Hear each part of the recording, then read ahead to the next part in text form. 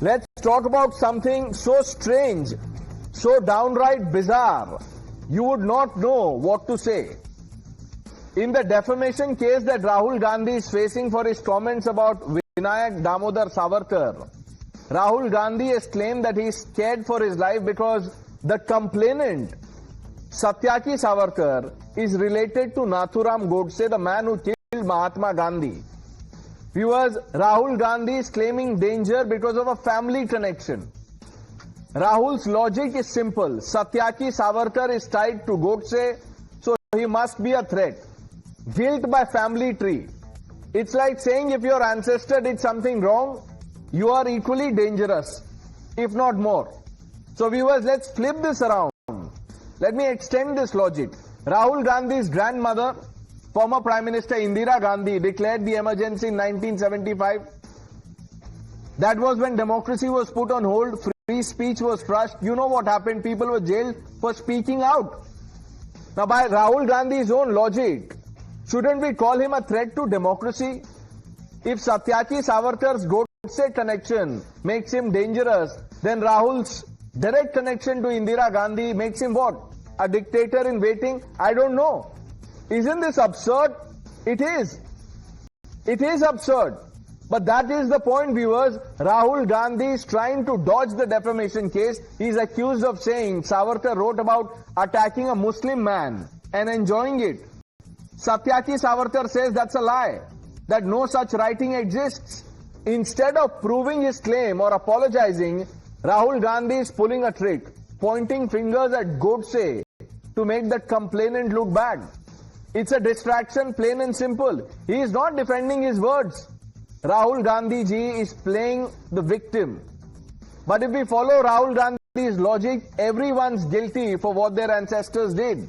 Now imagine judging every person by their family past. You, me, your neighbor, we would all be labeled based on history we did not create. It's a dangerous idea, viewers, that traps us in the past and ignores who are we today. And isn't it ironic that Rahul Gandhi talks about unity, fairness, mohabbat ki dukaan, but is quick to judge someone by their family name? So let's open this up. And while we do that, we have some breaking inputs coming in. Now that people are commenting on this issue, the Congress party is saying that the lawyer in this case, Rahul Gandhi's lawyer, he acted on his own. This was without Rahul's instruction. We have in fact the lawyer on the phone line. Sir, Times Now से बात करने के लिए आपका बहुत बहुत धन्यवाद.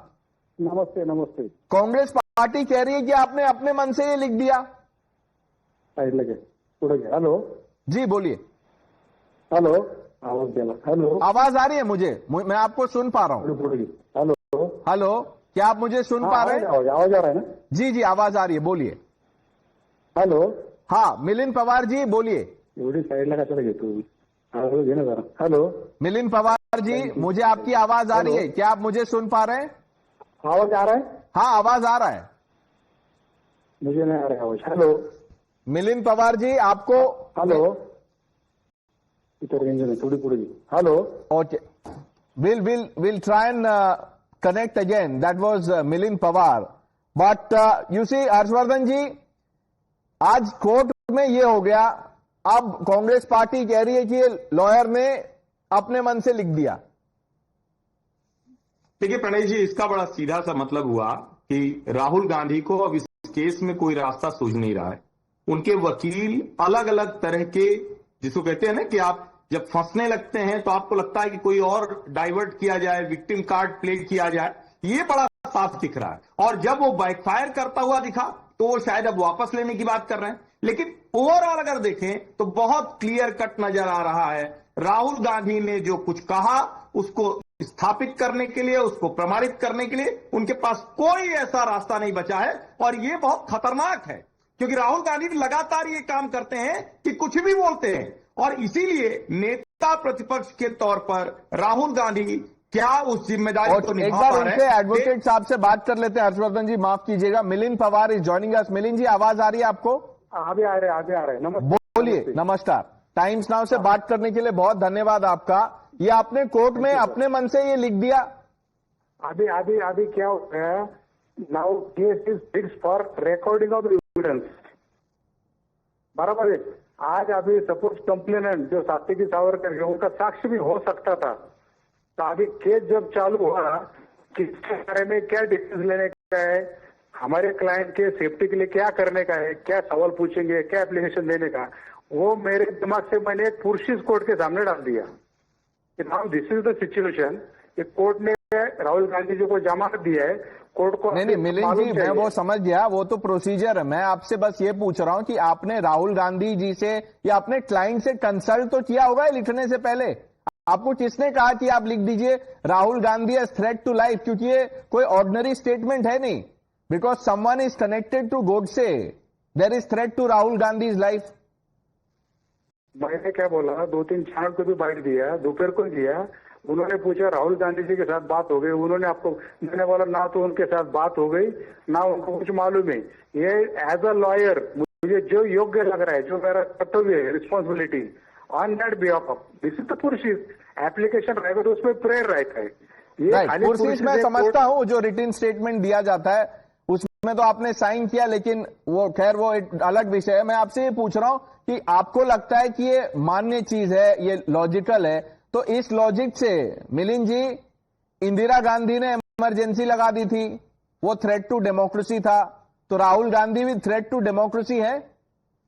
नहीं नहीं नहीं नहीं नहीं क्यों? हेलो, अभी ये पॉलिटिक्स के बारे में मुझे कुछ भी मेरे दिमाग में भी नहीं था। Now this is the only situation अभी जो चल रहा है। अभी उनका जो सावरकर फैमिली का लीनेज आ रहा है, सावरकर गोडसे जो भी है रिलेटेड, ये case this case is depend on historical movements. नहीं, मैं भी तो आपको हिस्ट्री में पूछ रहा हूं, इमरजेंसी पे पूछ रहा हूं, ये पॉलिटिक्स से नहीं है, मैं तो लीनियज पे पूछ रहा हूं। इंदिरा गांधी, उनका लीनियज, राहुल गांधी, इंदिरा गांधी ने इमरजेंसी लगाई, Rahul Gandhi threat to democracy हो गए मिलिंद जी? नहीं नहीं नहीं नहीं, ऐसा नहीं। मेरा ये मैं पुरशीज में हमारा ऐसा कुछ भी नहीं है।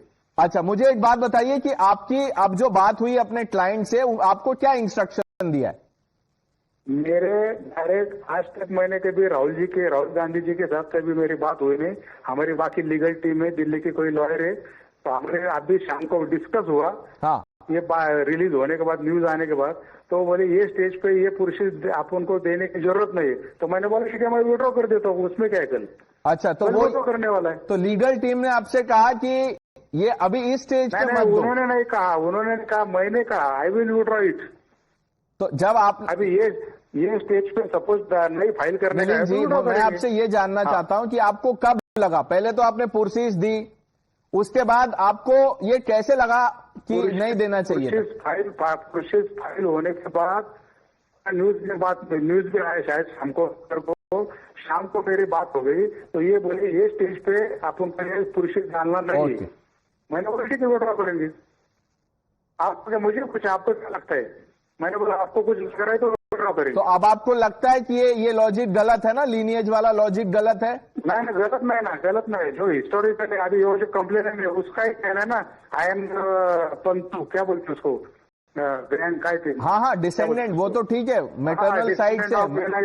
अरे लेकिन मिलिंद जी, मैंने एप्लीकेशन दिया कि तेरे आपकी जो मातोश्री है, मातोश्री का भी आप फाइल करो। नहीं बिल्कुल मिलिंद जी, लेकिन वही तो लीनियज, अगर फिर हम राहुल गांधी जी का देखेंगे, इंदिरा गांधी, फिर राहुल गांधी, तो फिर तो हिस्ट्री आ जाती है ना सर, ये भी तो थ्रेट हो जाएगा डेमोक्रेसी में। वो तो डिस्कशन की बात होगी ना, वो उसके ऊपर मैं काय को बोलूं। ठीक है, आप उस पर मत बोलिए, बट थैंक यू, आपने हमसे बात किया, thank you Milind Pawar ji. Shehzad Poonawalla, First of all, this is now finding Bali ka bakra, because at 6 p.m. when the story broke, Pranesh, and I remember you had picked it up, at that time the official Congress spokesperson told me, yes, Rahul ji ki jaan ko khatra hai aur ye in logon se khatra hai.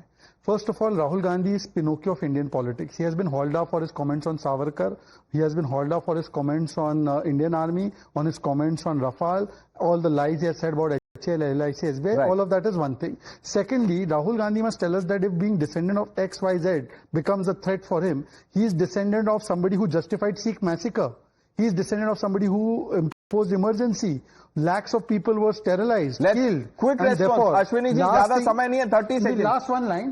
Rahul ji को भारतीयों के बीच में डर लगता है, पर विदेश जाते थे तो एसपीजी छोड़ देते थे। Ashwini ji,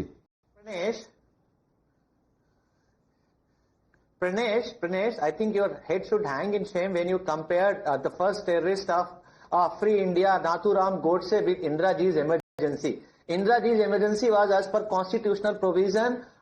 It was under Article 52. So please, do not compare celebrate anything which was emergency. done constitutionally Pranesh, give me something to celebrate. Okay. Cake वेक काटते हैं इमरजेंसी का. मैं तो अपने हेड के साथ क्या करूंगा पता नहीं, बट मैं कुछ बोलना भी नहीं चाहता हूं आपको. You know, we are all responsible and mature people. I'll reserve my comments because you clearly think that emergency was the greatest gift to democracy by Indira Gandhi. Now, I can't go any further than this. Gentlemen, thank you for joining us on India Upfront. The news are with Navika Kumar on the other side.